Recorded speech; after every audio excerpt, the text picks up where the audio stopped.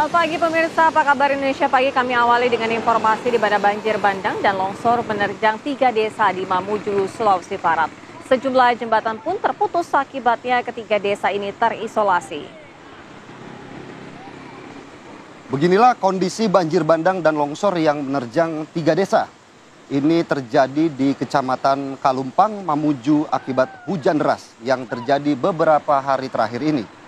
Sebanyak 2 unit sepeda motor yang sempat melintas di lokasi terseret arus hingga terbawa ke aliran sungai. Warga dan pemilik berupaya mengevakuasi kedua sepeda motor yang sempat terseret oleh banjir dan longsor ini.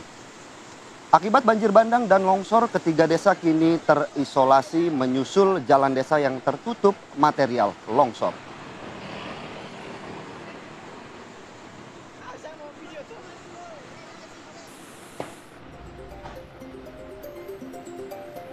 Assalamualaikum warahmatullahi wabarakatuh. Selamat pagi pemirsa. Selamat pagi pemirsa.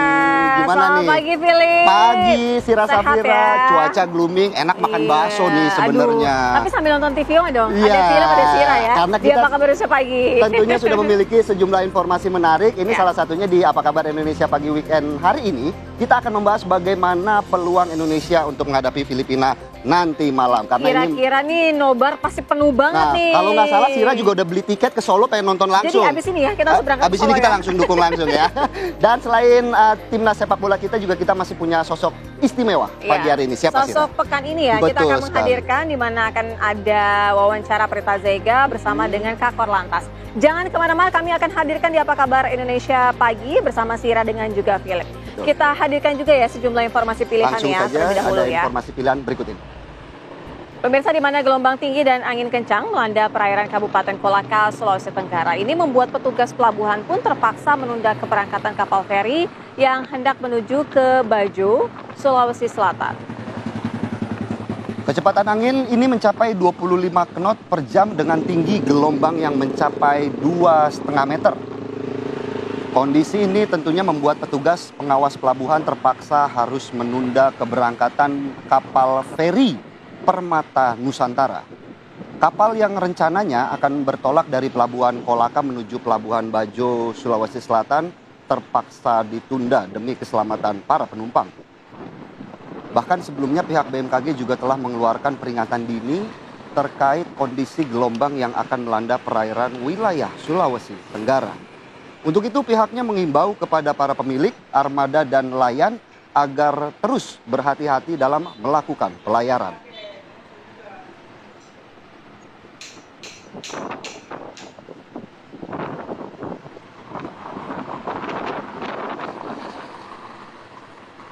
Dan selain ini juga kita akan melihat bagaimana pembongkaran bangunan liar yang terjadi di wilayah Sungai Cidanau, Serang, Banten ini ternyata diwarnai kericuhan. Upaya petugas sempat dihalangi oleh para penghuni bangunan. Tak terima kiosnya ini digusur, penghuni bangunan ini mencoba menghentikan alat berat yang akan merobohkan bangunan liar di Kecamatan Cirwas, Kabupaten Serang, Banten. Seorang pria juga tengah berusaha menyerang dari pengemudi alat berat, namun dihalangi petugas yang mengamankan pembongkaran bangunan liar itu. Penghuni kios dan juga toko berdalih, lahan yang mereka tempati ini memiliki dokumen kepemilikan yang sudah lengkap. Namun menurut Balai Besar Wilayah Sungai Cidanau, bangunan ini dirobohkan karena berdiri di lahan milik negara sejak tahun 2001. Petugas juga sebelumnya telah memberikan peringatan agar mengosongkan tempat, kendati demikian tak diindahkan oleh penghuni kios.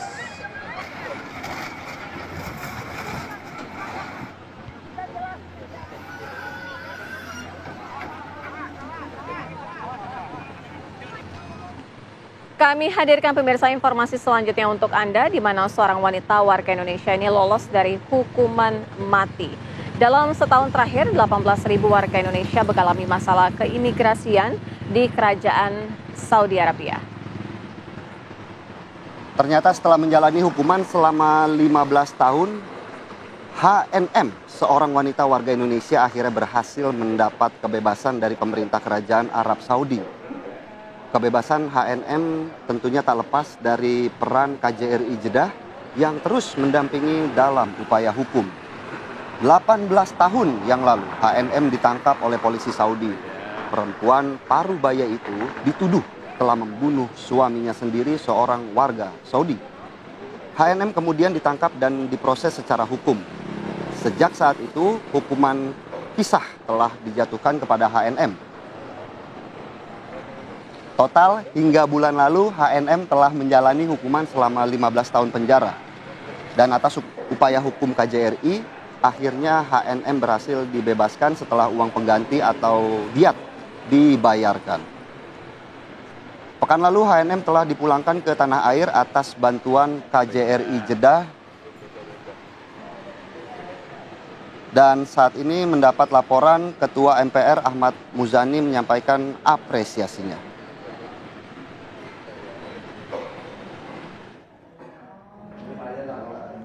Kemarin ada satu kasus yang biasa kita sebut dengan high profile case, kasus salah satu warga negara Indonesia yang terancam hukuman mati. Alhamdulillah berhasil bebas dan saat ini sudah pulang ke Indonesia. 2 minggu yang lalu kami diantar oleh KJRI Jeddah ke Indonesia dan diserahkan kepada keluarganya. Namanya siapa? Namanya HNM, inisialnya, dan yang bersangkutan sudah menjalani hukuman penjara 15 tahun dan hukuman kisosnya tidak dan membayar diat. Setelah itu dia bisa pulang ke Indonesia. Baik, kita pahami bersama bahwasanya di Arab Saudi ini jumlah warga negara Indonesia sangat banyak dan ada dari beberapa mereka juga akhirnya melakukan pelanggaran hukum. Sebagaimana biasanya proses yang kita lakukan adalah melakukan pendampingan hukum, memastikan hak-hak hukum mereka terpenuhi. Sebelum kita menghadirkan sejumlah informasi pilihan lainnya untuk Anda, kita coba dong, Philip, Di belakang cari-cari. kita ada yang sedang olahraga. Iya, Pas bener. banget Halo, kita coba selamat wawancara pagi. ya. Coba diambil mic-nya Untuk dulu terkait ya. bagaimana persiapan dan harapan ketika Indonesia Selamat pagi, menghadapi Pak. Filipina. Dengan Dengan Bapak Bapak siapa, Pak? Sama Iman. Pak Iman. Pak Iya. Iman nih boleh tahu dari jam berapa udah olahraga nih, Pak? Tadi mulai jam 5:30. Udah berapa putaran berarti? Mantap, kira-kira 8 kilo lah. Wah, 8 Wah, kilo. keren banget, 8 kilo Pak, loh. nanti malam akan ada pertandingan antara Indonesia menghadapi Filipina. Ya. Harapannya seperti apa, dong? Harapannya harus menang biar masuk ke babak selanjutnya kan. Mantap. Tentunya amin. Kita harap semua. Ada pemain andalan nggak kira-kira di Indonesia? Paling siapa ya? Arhan mungkin ya. Arhan. Arhan. Wih, Wih. Arhan sekali. Berarti Dan- nanti malam nih kan, ya habis olahraga, pulang istirahat, sarapan, terus malam-malam nonton dong ya? Betul ya. Betul sekali. keren. Dukung Menang. dan tentunya kita itu harapan semua dari masyarakat Indonesia supaya Iya Indonesia bisa dong. memetik kemenangan begitu. Iya, selamat menjalankan aktivitas lagi, Pak. Pak, Selamat silakan lari pagi lagi. Makasih atas Sukses, masih Pak. banyak atas waktunya, Semangat, Pak. Iya, Pak. Nah. Oke, Wah, pemirsa, keren tadi banget. udah kita wawancara. Udah diwawancara. Semua pengen menang malam Iya, ini. duh, harus itu nanti kan akan kita sajikan juga ya dalam dialog utama kita. Kita melihat bagaimana kansnya nih Indonesia Betul ya sekali, nanti kita malam akan lihat. Nah, kita kembali lagi sebagai pondasi kita pada pagi hari ini. Ini ada kepolisian yang menyatakan pemeriksaan Menkominfo periode 2023-2024 Budi Aris Setiadi dugaan tindak pidana korupsi berupa pemberian hadiah kepada oknum penyelenggara negara di Kementerian Kominfo yang ternyata kini telah berganti nama menjadi Komdigi. Sejauh ini Budi Ari diperiksa sebagai saksi. Menkominfo periode 2023-2024 Budi Aris Setiadi menjalani pemeriksaan di Barreskrim Polri pada Kamis lalu. Kabid Humas Polda Metro Jaya, Kombes Pol Ade Arisyam, menyatakan pemeriksaan berlangsung selama sekitar 6 jam. Budi Ari diperiksa sebagai saksi oleh penyidik. Kabid Humas Polda Metro Jaya pun menyatakan Kamis lalu penyidik gabungan dari Subdirektorat 3 Tibidkor, Ditreskrimsus Polda Metro Jaya dan Fortas Tibidkor Polri memulai penyidikan kasus dugaan tindak pidana korupsi berupa pemberian hadiah kepada oknum penyelenggara negara di kementerian yang kini berganti nama menjadi Kementerian Komdigi. Hari Kamis kemarin, tanggal 9 Desember, tim penyidik gabungan telah melakukan pemeriksaan terhadap saudara BAS, ya, selaku Menteri Kominfo periode 2023-2024. Diperiksa sebagai saksi ya, diperiksa sebagai saksi di ruang pemeriksaan di lantai 6 gedung Bareskrim Polri. Kemudian saudara BAS itu tiba di gedung Bareskrim kemarin pukul 10:50 WIB. Kemudian dilanjutkan dengan pemeriksaan dimulai pukul 11:10 WIB dan berakhir di pukul 17:13 WIB, ya. Dalam proses pemeriksaan itu penyidik mengajukan 18 pertanyaan. Pemirsa, tadi kita sudah melihat bagaimana berita sebelumnya. Kita lanjutkan, ini ada Wakil Presiden Gibran Rakabuming Raka yang meninjau kesiapan proyek sistem penyediaan air bersih atau SPAM Regional Jatiluhur 1 di wilayah Bekasi, Jawa Barat. Dalam kunjungan ini, Wapres mengatakan bahwa air bersih sangat dibutuhkan untuk masyarakat. Wakil Presiden Republik Indonesia Gibran Rakabuming Raka datang ke Kota Bekasi, Jawa Barat pada Jumat pagi. Kedatangannya untuk meninjau kesiapan proyek sistem penyediaan air bersih atau SPAM Regional Jatiluhur 1 di Margahayu, Bekasi Timur. Proyek ini dibuat untuk memenuhi kebutuhan air bersih warga di wilayah Jakarta, Bekasi, dan juga Karawang. Gibran menekankan pentingnya kebutuhan air bersih untuk menekan stunting. Di lokasi itu, Gibran meninjau langsung seluruh fasilitas yang tersedia, termasuk melihat kualitas air yang dihasilkan.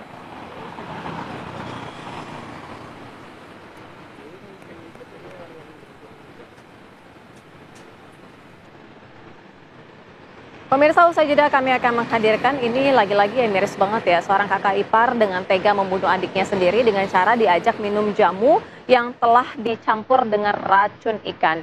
Jangan beranjak kemana-mana, kami segera kembali. Tetaplah di Apa Kabar Indonesia Pagi.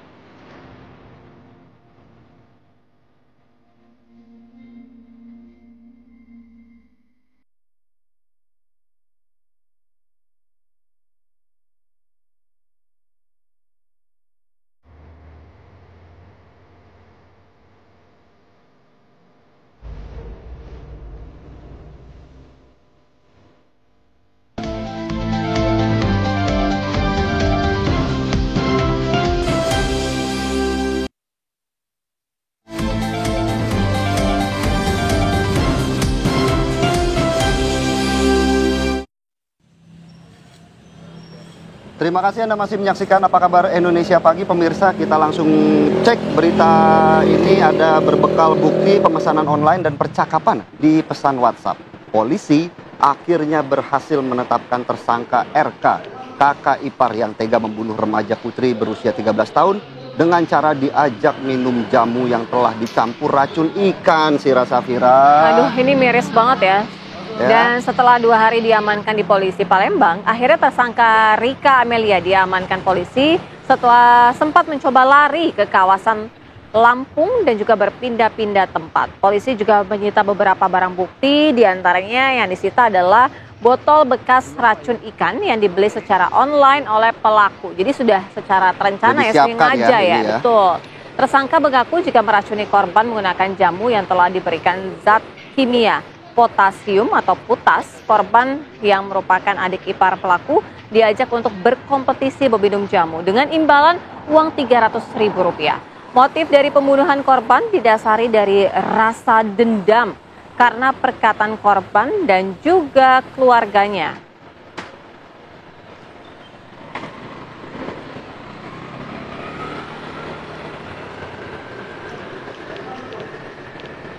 Langsung saja pemirsa, untuk informasi terbaru kami ajak Anda bergabung bersama dengan Kombes Pol Haryo Sugi Hartono yang merupakan Kapolres Tabes Palembang. Selamat pagi Pak Kapolres Tabes. Selamat pagi, Mbak Fira. Ya, Pak, sejauh ini artinya dari pelaku ini memang mencoba untuk meracun itu seorang diri atau kakak dari korban juga ikut terlibat? Benar, Pak, dapat kami tegaskan ke seluruh pemirsa bahwasannya peristiwa yang telah terjadi, yaitu meminum jamu, seolah-olah jamu yang dicampur dengan racun potasium, dilakukan oleh sendiri, yaitu kakak iparnya, saudari Rika Amalia. Sementara itu untuk pelaku sendiri akhirnya berhasil diamankan di mana dan bagaimana upaya dari polisi sendiri untuk melacak pelaku, Pak? Benar, Mas Dawi, ketika orang tua korban mencari anaknya yang notabene informasi yang ada, anak tersebut main di rumah kakak iparnya yang kebetulan antara jarak rumah kakak ipar dengan rumah keluarga korban atau orang tua korban tidak berjauhan. Untuk yang kedua kalinya menanyakan orang tua korban dan mengatakan kepada dari tersangka bahwa tersangka tidak mengetahui keberadaan adik iparnya. Yang pada akhirnya ketika orang tua korban mencari ke tempat yang lain, kesempatan waktu itulah yang digunakan oleh tersangka untuk melarikan diri, meninggalkan rumahnya guna menghilangkan jejaknya maupun hal-hal yang mungkin bisa menjadikan persangkaan secara langsung terhadap dirinya. Yang pada akhirnya dengan adanya hal tersebut, orang tua korban ketika untuk melihat dan menanyakan yang ketiga kali, kondisi rumah sudah sepi. Seketika itu orang tua korban terus mencari dan seketika itu juga menyampaikan kepada anaknya atau suami tersangka, dan pada akhirnya suami tersangka mendapatkan kiriman chatting dari tersangka yang notabene adalah istrinya, di mana dalam chattingan tersebut tersangka menceritakan tentang keberadaan jasad korban. Demikian juga memberikan informasi terhadap kenapa korban meninggal dunia, yang di mana telah dilakukan kegiatan bersifat kompetisi antara yang bersangkutan tersangka dengan korban, di mana dalam kompetisi tersebut tersangka menyampaikan kepada korban akan memberikan imbalan Rp300.000 apabila berhasil minum jamu yang telah disiapkan sehingga tidak muntah. Demikian, Pak. Iya. Kalau untuk motifnya sendiri apa ya, Pak? Dendamnya tuh karena perkataan korban seperti apa? Benar, motifnya adalah dendam atau sakit hati karena hubungan antara keluarga korban dengan tersangka. Kebetulan korban ini adalah adik iparnya sendiri. Demikian juga orang tua korban melakukan hal yang sama, sering menyampaikan kata-kata yang bersifat mengolok-olok yang pada akhirnya menyakiti hatinya, di mana isi daripada kata-kata tersebut seolah meragukan status anak yang dimiliki oleh tersangka. Demikian, Pak. Sementara itu, Pak, kalau kita ketahui jenazah korban ditemukan sudah terbujur kaku di balik lemari. Apakah korban tidak sempat meminta tolong kepada ibu korban ataupun keluarga yang berada di rumah saat itu, Pak? Benar, jadi mendasari hasil informasi dan tindakan yang telah dilakukan, ketika orang tua korban mendapatkan informasi dari anaknya, yaitu suami tersangka, yang dimana suami tersangka mendapatkan chattingan dari istrinya. Selanjutnya, orang tua korban mencari jasad korban di belakang lemari pakaian yang dimana itulah hasil chattingan antara suami korban dengan tersangka. Yang pada akhirnya orang tua korban menemukan jasadnya, dan seketika itu orang tua korban meminta bantuan kepada tetangganya dan keluarganya, dan pada akhirnya membawa jasad korban ke rumah sakit untuk mendapatkan pertolongan pertama terhadap kondisinya. Namun pada saat tiba di rumah sakit, ternyata korban sudah dinyatakan meninggal dunia. Sementara itu, Pak, menurut laporan sendiri untuk yang mengikuti kontes minum jamu ini ada berapa orang, Pak? Jadi hanya challenge aja berdua antara korban dengan tersangka. Oh, Iya. Untuk hukumannya, Pak, terhadap tersangka?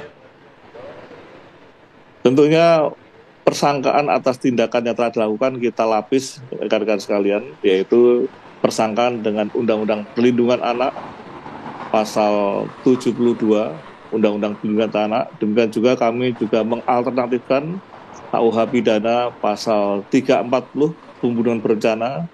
Demikian juga kami alternatifkan dengan KUH pidana pasal 338 tentang pembunuhan.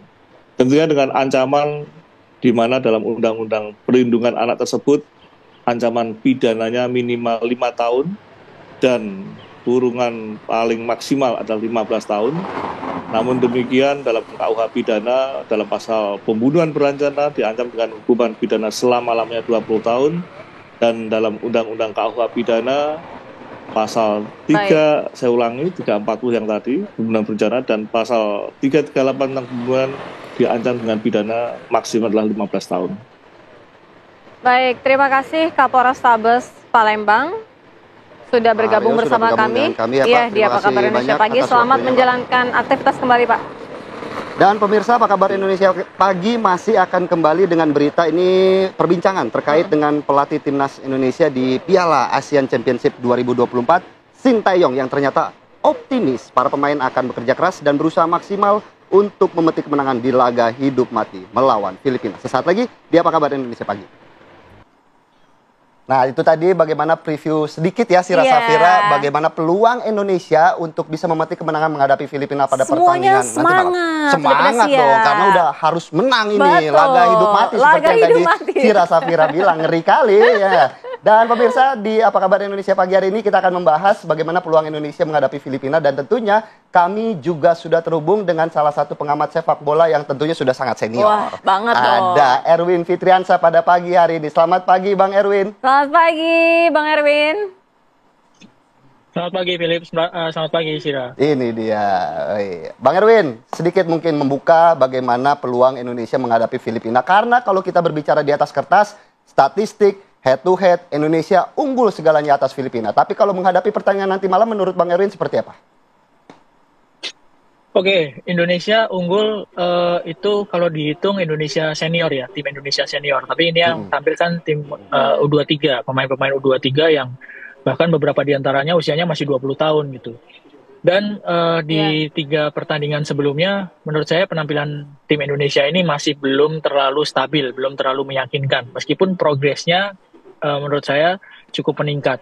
Sementara Filipina ini mix pemain-pemainnya, ada yang junior, ada yang 20-an, ada yang 23, ada juga pemain-pemain senior gitu. Jadi Filipina ini juga nggak bisa dianggap remeh gitu ya. Kalau yang menghadapi adalah tim U23-nya Indonesia. Karena Filipina 3 kali main, 3 kali draw, dan mereka selalu bisa mencetak gol.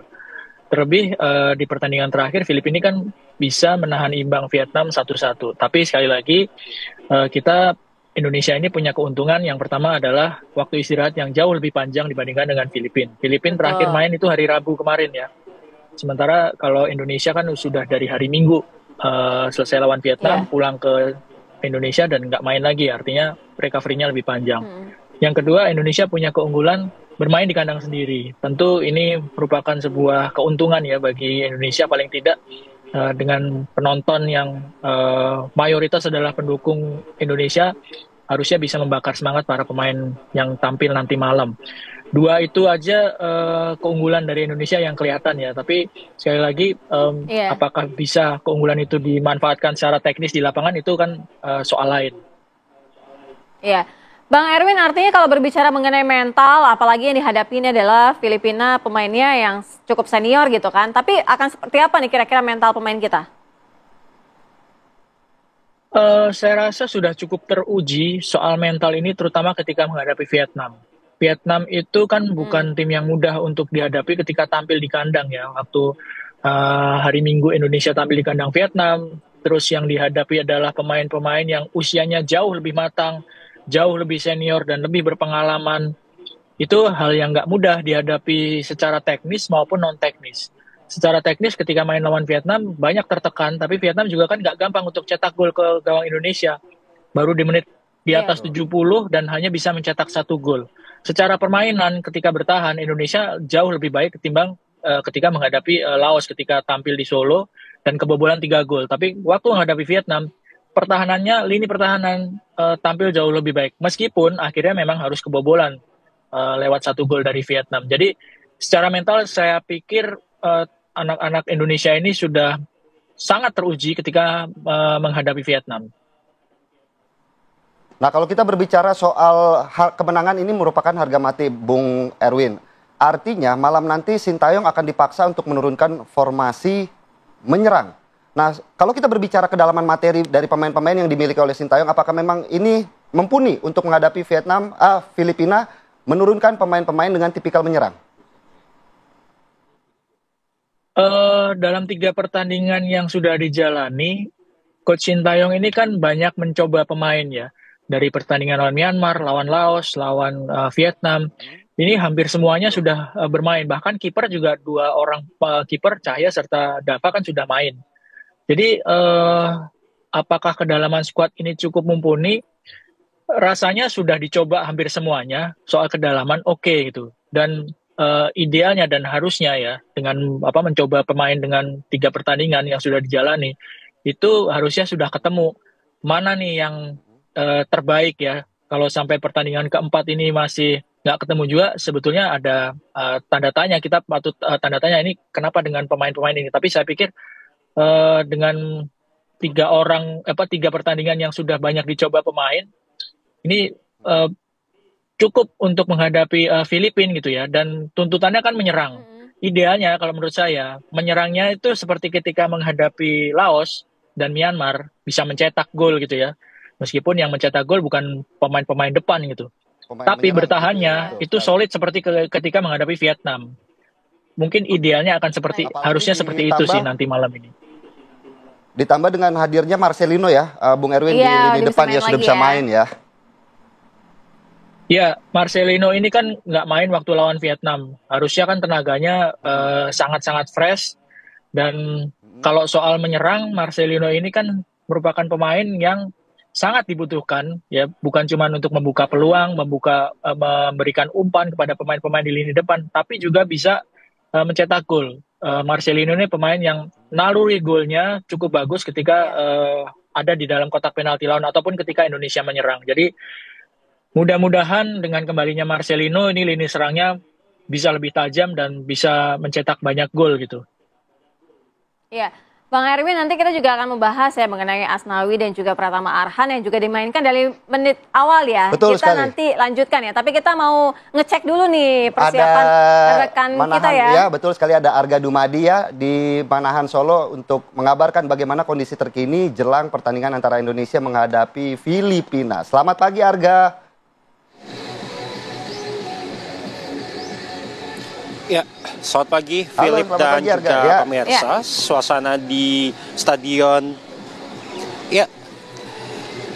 Ya, selamat pagi Philip dan juga pemirsa. Kami kabarkan kepada Anda bahwa suasana pada pagi hari ini di Stadion Manahan Solo, Jawa Tengah ini memang sudah tampak bahwa untuk wilayah di dalam ini sudah disterilisasi sehingga kami pun juga sudah tidak diperkenankan untuk masuk ke dalam, dan ini merupakan bagian dari persiapan untuk menjelang laga yang akan berlangsung pada malam hari nanti, yaitu sekitar pukul 8 malam.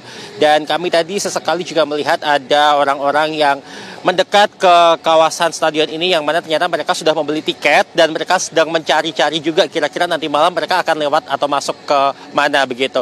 Dan kami kabarkan kepada Anda bahwa di pagi hari ini kami memang belum melihat adanya persiapan ataupun juga latihan khusus dari timnas ini untuk persiapan nanti malam. Namun seperti sudah dikabarkan juga sebelumnya bahwa timnas sendiri ini sudah tiba di Solo, Jawa Tengah ini sejak sejak tanggal 18 kemarin, yaitu pada hari Rabu, dan kemudian juga sudah melakukan latihan pada tanggal 18 kemarin itu di Stadion Sriwedari di Solo ini.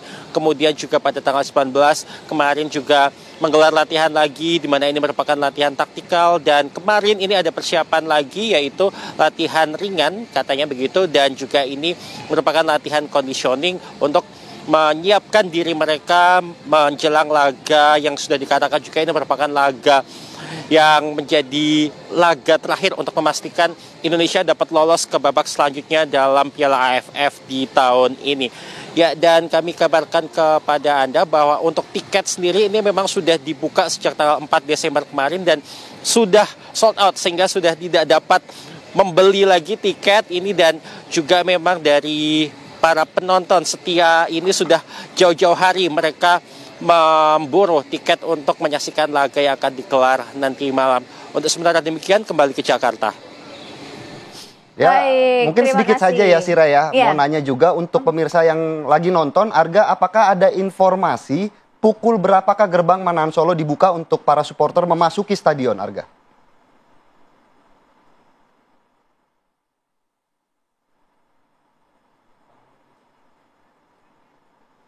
Oh, mungkin udah Baik. turun nanti, mungkin ya kita Iya. cari tahu Terima ya kasih pemirsa ya, ya. Terima Arga kasih Dumadi ya, dia atas juga kayak laporannya dari mau Manahan siap-siap Solo. nonton nanti Mau malam-malam mau nanti ya. nyari tiket kayaknya Arga kayaknya ya. Iya, kita lanjutkan dialog ya ke Bang Erwin ya. Bang Erwin, tapi kita nanti hadirkan usai jeda ya. Kami segera kembali. Jangan kemana-mana, tetaplah di Apa Kabar Indonesia Pagi.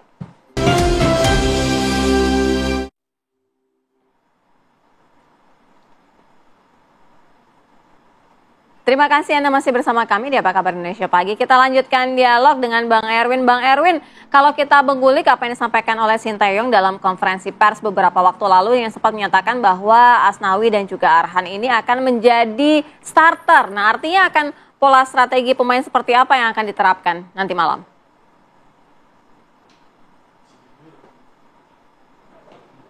Di 3 pertandingan sebelumnya kan 2 pemain yang paling senior, termasuk yang paling senior di tim ini kan Pratama serta Asnawi nggak selalu menjadi starter, ataupun kayak Pratama menjadi starter tapi nggak bermain di posisinya di back sayap kiri gitu ya, tapi dimainkan di back sayap kanan. Sangat mungkin memang di pertandingan terakhir ketika Indonesia butuh kemenangan, butuh kepastian untuk lolos ke babak semifinal, ya pemain-pemain seperti Asnawi, Pratama Arhan, Marcelino ini dimainkan sejak starter, sejak menit awal, termasuk juga mungkin Rafael Struijk, karena memang sekali lagi Indonesia butuh kemenangan untuk lolos ke babak semifinal, meskipun judulnya kan ini tim bukan tim senior ya, tim U23 gitu, jadi sangat mungkin mereka menjadi starter dan harusnya jadi tulang punggung ya untuk tim yang sekarang ini.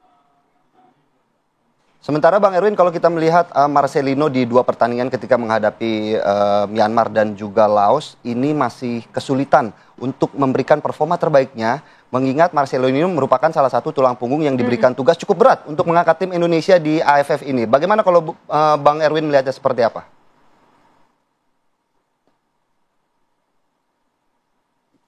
Nggak mudah buat pemain manapun, ya termasuk Marcelino, untuk bisa beradaptasi dengan cepat, lalu langsung berhadapan dengan lawan yang mungkin secara persiapan, secara usia, secara pengalaman itu lebih siap dan lebih senior gitu ya. Karena Indonesia ini kan bersiapnya nggak terlalu lama, hanya sekitar 2 minggu persiapan. Ini dari pemain-pemain yang sebelumnya nggak sering main bersama. Apalagi Marcelino, Rafael, Asnawi, Pratama, ini pemain-pemain yang penting yang harusnya jadi tulang punggung tim. Mereka kan bergabungnya juga nggak dari awal pelatnas. Mereka bermain di klub-klub luar Indonesia dan mereka bergabung di saat-saat akhir. Hanya punya waktu sedikit untuk bersiap. Sebelum-sebelumnya juga nggak sering main bareng. Lain cerita kalau mereka mainnya di tim senior. Mereka sudah sering latihan bareng, sudah bertanding bersama-sama dalam level kompetisi yang kompetitif ya. Ini kan mereka nggak melakukan uji coba internasional, langsung tampil di turnamen dengan adaptasi yang nggak terlalu lama. Tentu nggak mudah bagi pemain manapun gitu ya, termasuk Marcelino.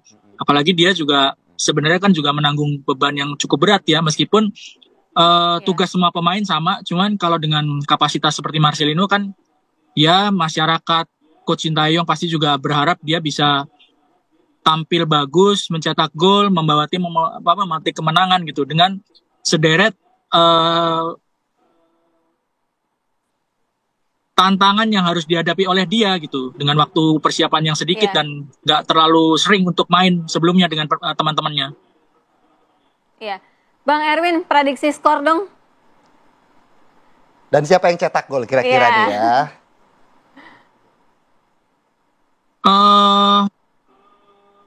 Waduh, ini ahli nujum banget itu kalau sudah sampai ditanya prediksi sama cetak gol. Saya sih berharapnya bisa menang pasti ya. Indonesia, saya pasti berharap bisa menang gitu untuk bisa lolos ke babak semifinal. Ya siapa yang cetak gol? Mudah-mudahan Rafael Struijk sih. bisa cetak gol karena kan dia jadi striker tapi dalam beberapa pertandingan, 3 pertandingan terakhir nggak cetak gol. Harusnya kita berharap pemain-pemain striker ini bisa mencetak gol gitu. Tentu sekali, betul sekali apa yang diharapkan Bang Erwin Fitriansyah ini tentunya menjadi harapan kita semua masyarakat Indonesia terhadap pertandingan antara Indonesia menghadapi Filipina malam nanti. Terima kasih atas waktunya Bang Erwin Fitriansyah. Bang Erwin.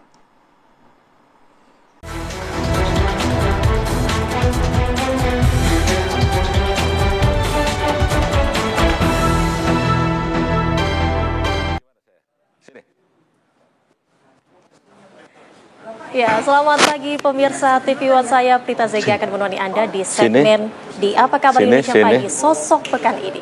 Di mana pemirsa menjelang Natal dan juga Tahun Baru, Polri akan kembali melakukan operasi lilin tahun 2024. Di mana ini merupakan langkah besar yang dilakukan oleh Korlantas Polri untuk menjaga keamanan, kelancaran arus lalu lintas dan juga kenyamanan masyarakat untuk melakukan libur panjang di berbagai jalan yang ada di Indonesia. Dan nantinya juga akan ada strategi-strategi atau kebijakan yang akan dilakukan oleh Korlantas. Lantas, bagaimana strategi dan kebijakan tersebut? Saat ini saya sudah bersama dengan Kepala Korps Lalu Lintas, Bapak Irjen Pol Aan Suwana. Selamat pagi, Pak. Pagi, Zega. Gimana hari ini, Pak? Alhamdulillah baik. Semalam kita baru mendarat dari Surabaya ya. Oke. Sebelumnya terima kasih Pak sudah menerima kami di sini dan mungkin langsung saja kita sudah berada di salah satu ruangan. Saya lihat ada 3 peta di sini. Iya, betul. Ruangan tactical floor game ya Pak ya. Betul. Ini selama operasi kita gelar di sini ya. Selama operasi lilin ya kita gelar ini untuk merubah, mengontrol, mengawasi strategi yang diterapkan nanti pada saat pelaksanaan. Ini udah mulai hari ini.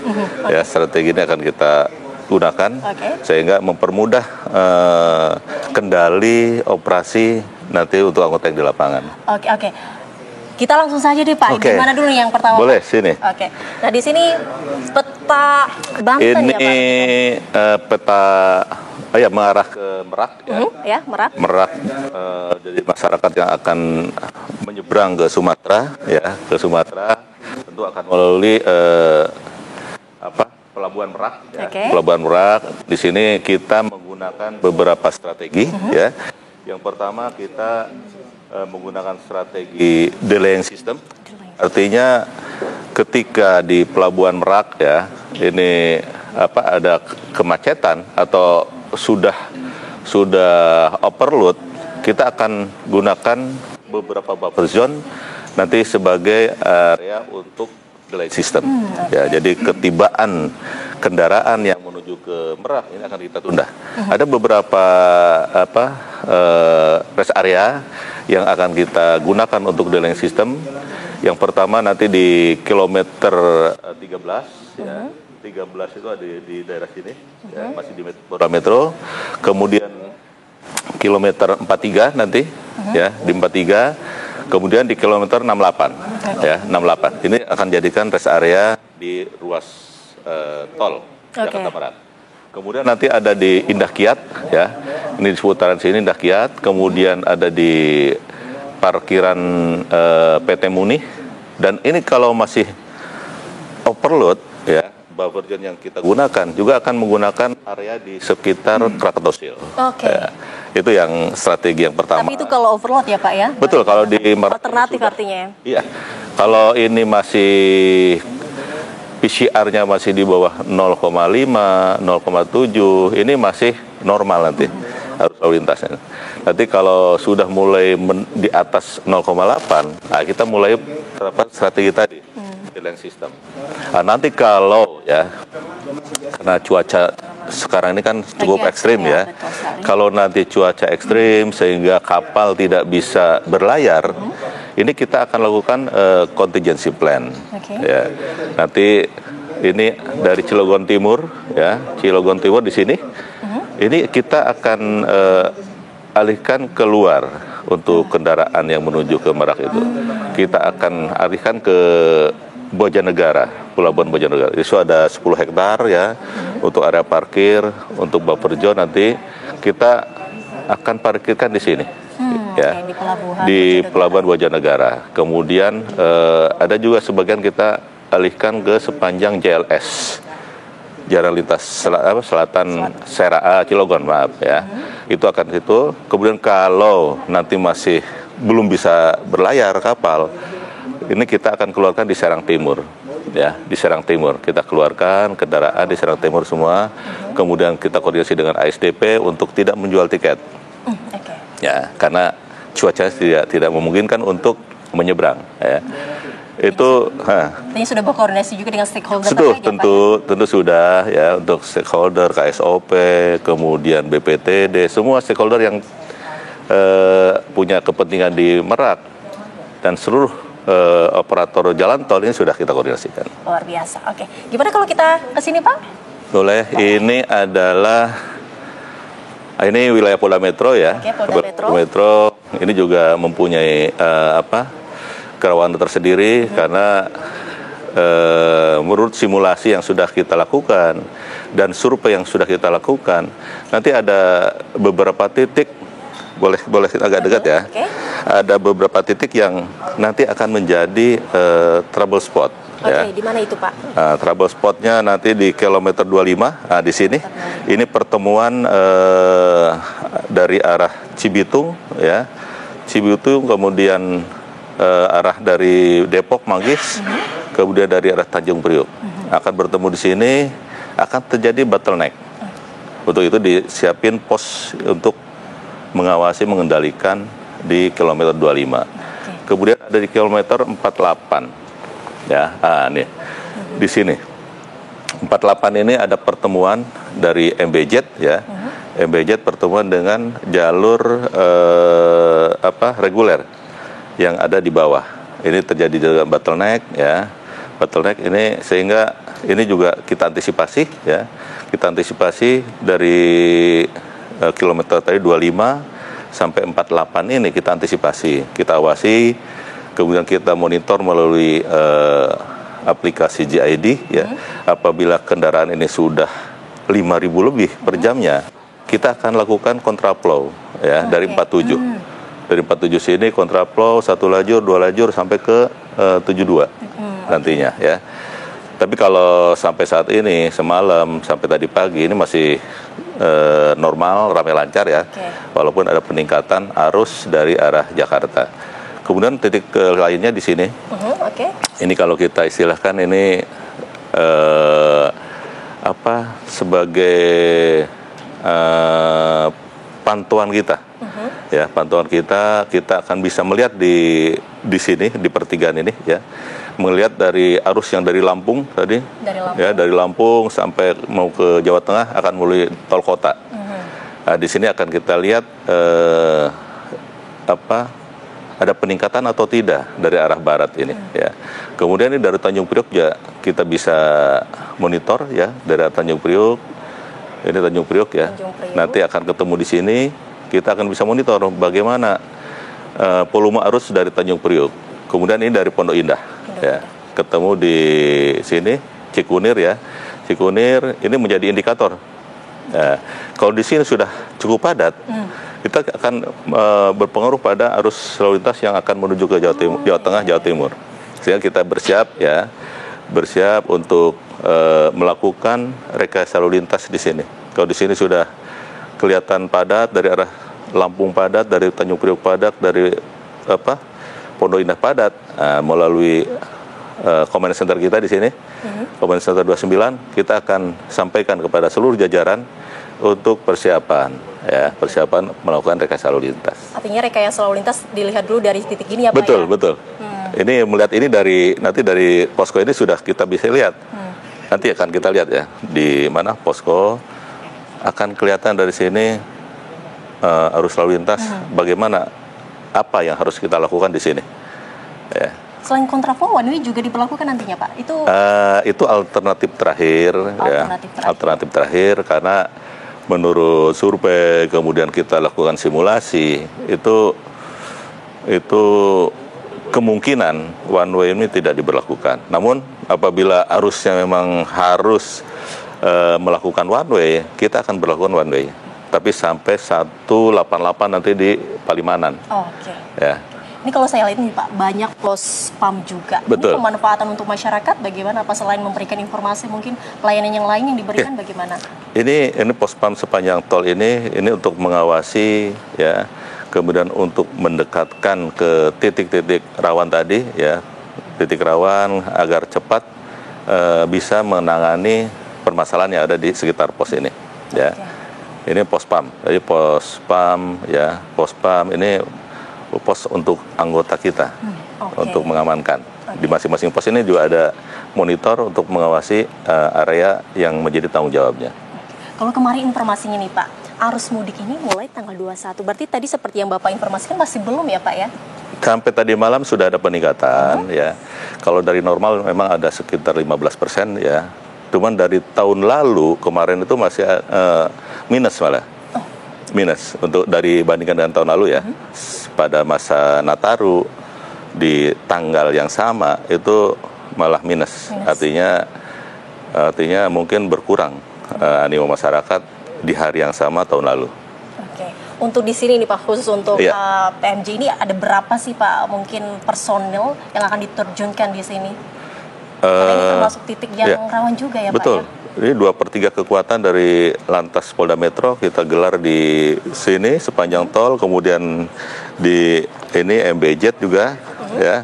Kemudian nanti malam tahun baru kita akan lakukan pengamanan di Sudirman Tamrin nanti. Oke, siap. Kita pindah ke sana Pak. Ini adalah peta Jawa Barat ya. Jawa Barat ini yang paling krusial mungkin ya nanti karena untuk arus mudik, arus balik, ini Jawa Barat yang menjadi tempat yang mungkin volume kendaraannya paling banyak. Ya. Tadi kita lanjutkan dari mana? Dari 47, 48 ya, lanjut ke sini. Tol Japek ini. Ini sampai kilometer 60 ya, 65. Ini menjadi titik krusial di sini. Di sini ada rest area 57 ya yang seringkali menjadi trouble spot. Kemudian di sini juga nanti ada gerbang ya di 72 ada gerbang tol yang seringkali menjadi titik trouble spot juga. Kemudian di sini tuh arus lalu lintasnya belum terbagi ya, belum terpecah yang ke arah Bandung ya. Jadi masih semua yang arah ke timur selatan itu melalui Japek ini. Sehingga di sini kita akan berlakukan tadi kontraflow 1, 2 sampai 3 lajur. Ya, 3 lajur. Kenapa 3 lajur? Kita akan memberi kesempatan juga yang dari Bandung ya, dari arah timur ya, dari sana akan diberi kesempatan untuk yang melalui Jakarta. Jadi tidak semua ditutup yang akses mengarah ke Jakarta. Jadi kita kasih 2 lajur di sini ya. Kemudian yang 2 lajur, 3 lajur digunakan untuk yang mengarah ke timur. Ya. Nanti di sini titik krusialnya. Kemudian nanti di Cipali juga ada beberapa titik krusial. Ya. Cipali ini ada 110 nanti di sini. Ini ada bottleneck ya, ada bottleneck nanti di 110 ini. Kemudian lanjut ke 158 ya. 158 ini 158. Nah, di sini juga ada pertemuan dengan Sumdawu ya, sehingga kita perlu rekayasa lalu lintas juga di sini. Kemudian dari 157 dari 157 ke 188 ya, nantinya akan kita berlakukan kontraflow apabila indikator volume kendaraannya sudah melebihi angka yang sudah kita tentukan. Ini untuk Jawa Barat ini di samping tol juga ada ini untuk puncak ya. Ini juga nanti akan menjadi perhatian kita puncak ini. Nanti kita akan berlakukan Car Free Night nanti pada malam tahun baru sehingga arus yang dari arah Cianjur ya maupun dari arah Jakarta kita akan tutup, kita akan alihkan ke beberapa jalur alternatif. Ini kalau saya lihat tadi ada jalur alternatif ya Pak ya. Ini memang sengaja dibuka atau bagaimana? Iya. Jadi jalur alternatif untuk yang ke arah atas ya, ke arah Taman Safari dan seterusnya ke atas, ke puncak. Kemudian untuk saudara kita yang dari Cianjur juga bisa menggunakan jalur alternatif ketika nanti diberlakukan one way ya, kemungkinan akan berlaku one way dari mulai Simpang Gadok sampai dengan ke atas ya. Ketika one way dari arah Jakarta kita akan berlakukan, yang dari arah Cianjur kita akan masukkan ke jalur alternatif. Begitu juga sebaliknya. Ketika one way dari arah atas ya, dari bawah akan kita masukkan ke jalur alternatif. Pada malam tahun baru ya, kita akan berlakukan Car Free Night mulai jam 18 sampai jam 21.00 ini udah tutup. Nanti masyarakat yang akan naik ke puncak ya, ini akan kita alihkan ke jalur-jalur alternatif ini. Oke, tapi kalau ngomongin soal jumlah peningkatan kendaraan nih Pak, itu untuk tahun ini apakah ada peningkatan jumlah kendaraan mungkin Pak? Kalau survei yang dilakukan oleh Kementerian Perhubungan, ini animo masyarakat untuk melakukan perjalanan ya selama libur Natal tahun baru ini ada peningkatan 2,8% ya, kalau lebih. Itu ada 110,6 juta masyarakat Indonesia, artinya hampir 40% masyarakat Indonesia akan melakukan perjalanan selama libur Natal ini. Artinya ini akan ada peningkatan ya, peningkatan baik itu yang melalui transportasi udara, laut, darat atau kendaraan ya. Pada akhirnya semua akan menggunakan jalur jalan, baik itu melalui penyeberangan, melalui udara, laut, nanti akan berakhir di jalan raya. Jadi ini kita antisipasi betul ya peningkatan ini, kita siapkan beberapa strategi untuk melayani masyarakat, baik itu di jalan tol, di penyeberangan, kemudian di jalur-jalur wisata. Ini sudah kita siapkan strategi-strategi yang akan kita lakukan. Peningkatannya sangat signifikan ya Pak ya? Ya, sekitar 2% lebih ya, 3%, hampir 3%. Artinya juga kinerjanya lebih keluar lebih banyak lagi, mungkin personilnya juga lebih banyak ya untuk tahun ini ya? Iya, personil tentu lebih banyak, kita mendapat BKO dari satuan fungsi lain ya, kemudian dari teman-teman dari stakeholder juga kita gabungkan dalam operasi Lilin 2024 ini.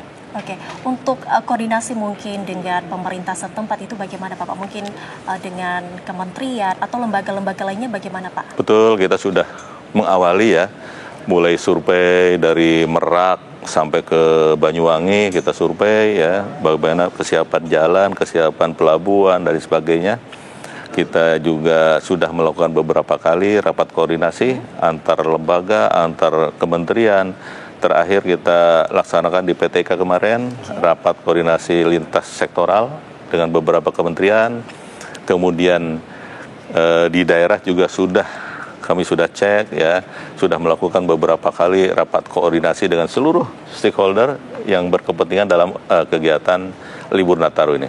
Saya kira untuk sinergi, kolaborasi, ini menjadi hal yang penting ya dalam mengelola satu kegiatan yang ini luar biasa. Baik, ya. Bapak kita tahan dulu, nanti di next segmen kita akan melihat bagaimana strategi ataupun kebijakan atau mungkin ada teknologi terbaru dari Korlantas. Namun usai jeda berikut ini, pemirsa TV One masih akan kembali, sosok pekan ini masih akan kembali, masih bersama dengan Prita Zeka usai jeda berikut ini.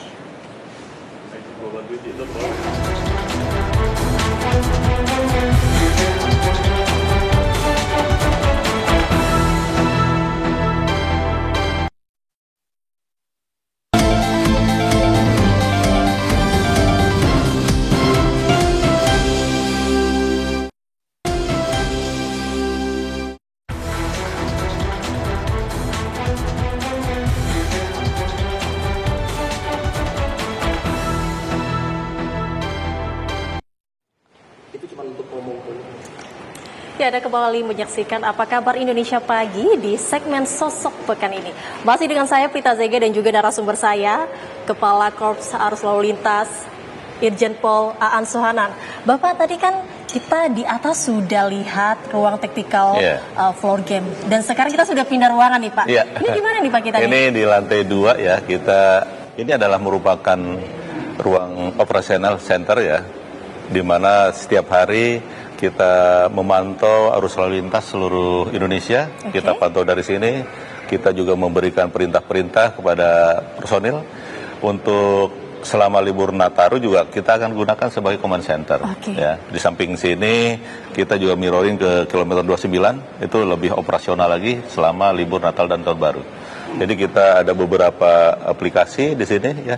Ada CCTV tentu, itu bisa kita lihat ya. Jalur tol ini masih sangat lancar ya, tidak ada hambatan. Kemudian ada juga GID, ini bisa kita lihat counting arus lalu lintas yang ada di tol maupun di arteri.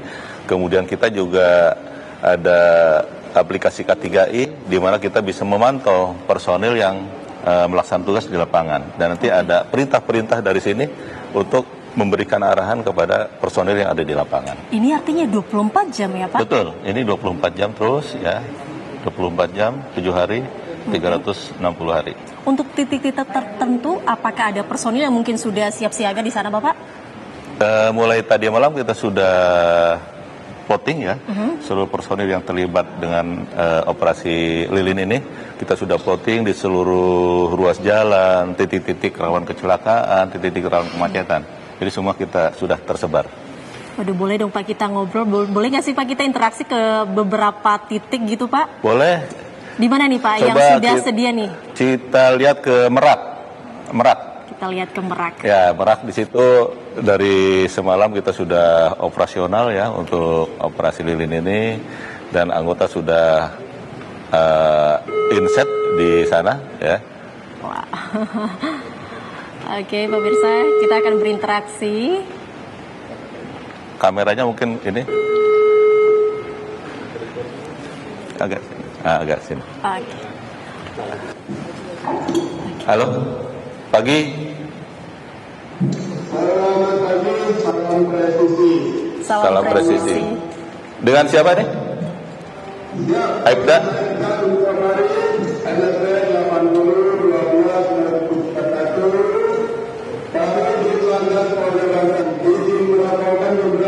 Ya, coba dilaporkan situasi di mana nih? Di Merak. Oke, coba dilaporkan untuk situasi di Merak. Bisa diperlihatkan kameranya ke situasi yang ada di sana.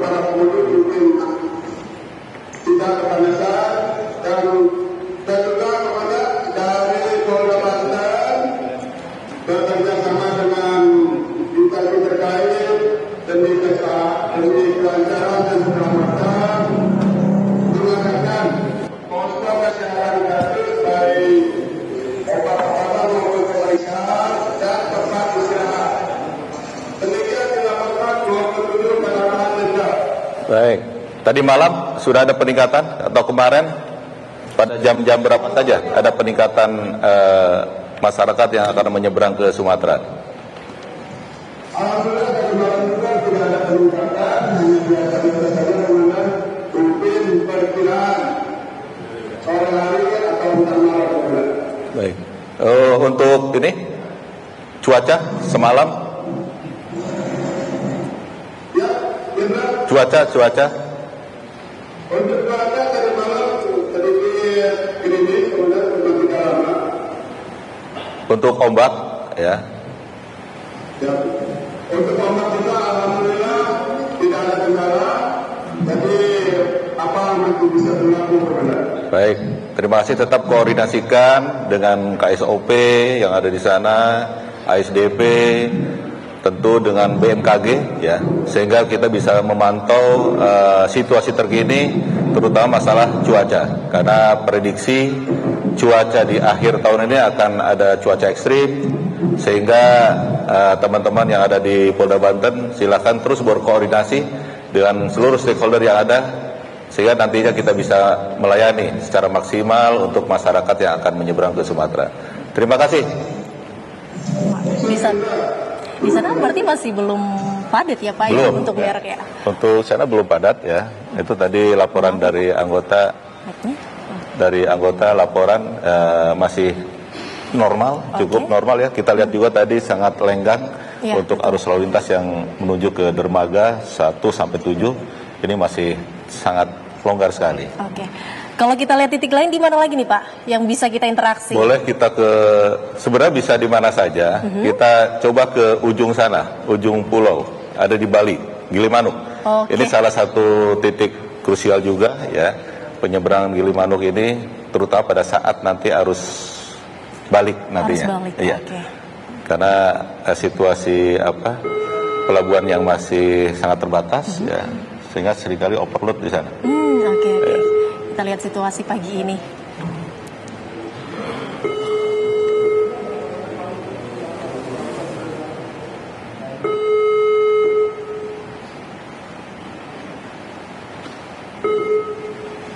Ya, selamat pagi. Selamat pagi, Jenderal Jin. Dengan Aibda siapa? Dengan Aibda Ibn Dunasa, Jin, Jenderal. Ya, Pak Gede, bagaimana situasi arus di Gilimanuk yang menuju ke Jawa maupun sebaliknya yang datang? Silakan dilaporkan. Selamat izin melaporkan perkembangan situasi arus lalu lintas di penyeberangan pelabuhan Gilimanuk. Jenderal, laporkan situasi arus lalu lintas secara daerah dan Jenderal, secara dominasi dan truk lalu domestik maupun kendaraan kecil bisa masuk ke kondisi kemacetan. Jika Jenderal cuaca mendung, titik Jenderal izin. Baik, sudah ada peningkatan arus yang menuju ke Jawa maupun sebaliknya dari Jawa ke Bali? Ya, Jenderal, arus lalu lintas masih belum ada peningkatan Jenderal. Karena berarti balik berarti landai saja. Demikian, Jenderal. Baik, terima kasih Pak Gede. Nanti terus berkoordinasi dengan semua pemangku kepentingan di sana, dengan ASDP, BPTD, dan seluruh unsur yang ada di Gilimanuk, ya, termasuk dengan BMKG untuk memantau situasi terutama cuaca. Ya, cuaca ini untuk penyeberangan ini sangat dipengaruhi oleh cuaca. Ketika cuaca buruk dari BPTD atau dari KSOP tidak mengizinkan kapal untuk berlayar, ini disiapkan untuk strategi delaying sistemnya.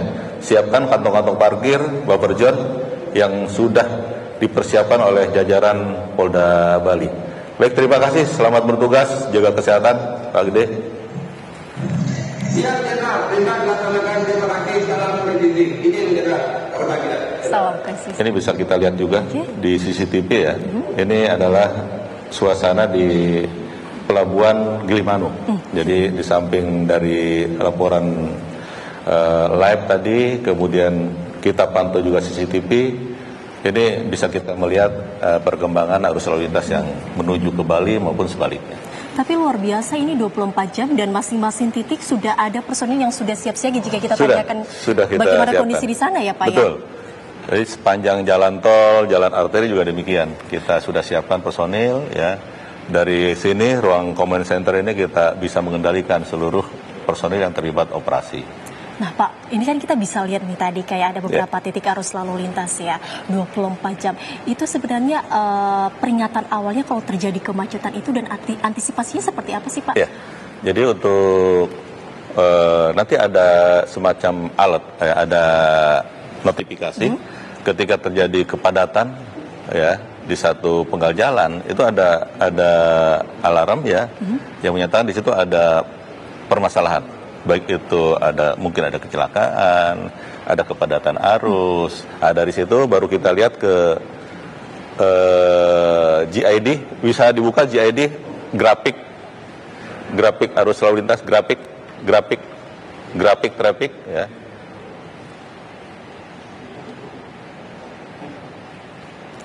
Trafficnya, nanti bisa kita lihat ya di grafik tersebut ada hijau, kuning, merah. Oke. Ketika sudah mendekati ke kuning, ya itu berarti kita harus sudah siap-siap untuk melakukan intervensi. Oke. Ya. Mungkin ini terakhir Bapak. Ya. Himbauan dari Pak Aan untuk bagi mereka yang ingin libur panjang agar tidak terkendala mungkin di sepanjang perjalanan libur panjang, Bapak, bagaimana? Tentu nanti yang akan berlibur ya maupun mudik ya yang akan melakukan perjalanan menggunakan kendaraan, siapkan kesehatan ya. Kesehatan yang prima itu yang utama. Jangan sekali-kali mengemudi berkendaraan ketika tubuh tidak prima, staminanya sedang menurun ya. Kemudian siapkan kendaraan juga ya, kendaraan yang prima juga sehingga tidak ada hambatan di sepanjang perjalanan. Kemudian antisipasi, ya waspadai cuaca ekstrim ya, karena menurut prediksi akan ada cuaca ekstrim yang akan terjadi juga di sepanjang jalur tol, jalur wisata maupun di penyeberangan. Jadi hati-hati, kita sudah siapkan jalur-jalur alternatif ya untuk menghindari bencana tersebut. Baik, kita harapkan semoga operasi lilin tahun ini dapat berjalan dengan lancar. Dan Pak Aan, terima kasih banyak atas waktunya untuk pagi hari ini. Namun ada satu pantun boleh ya Pak ya? Tapi jangan lupa cakepnya. Pemirsa ya, jalan ke kota membawa kertas. Cakep. Di tepi jalan membeli rambutan. Cakep. Korlantas sigap dan siap bertugas demi keamanan dan keselamatan. Terima kasih pemirsa, saya Pita Zega bersama dengan Pak Kakor Lantas Irjen Pol Aan Suhanan. Terima kasih atas penjelasannya hari ini Bapak. Dan terima kasih pemirsa, kembali ke studio Sira dan juga Philip.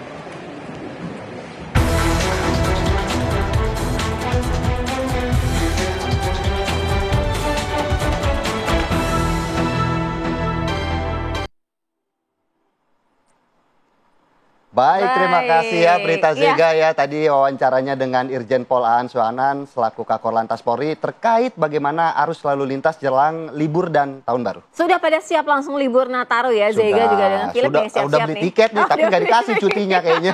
Jangan curcol dong. Oke, akhir sudah ya jumpa kita di Apa Kabar Indonesia Pagi. Mewakili kru yang bertugas, saya Sira Safira. Saya Filipus Yonaso pamit undur diri. Terima kasih atas perhatian Anda dan sampai jumpa.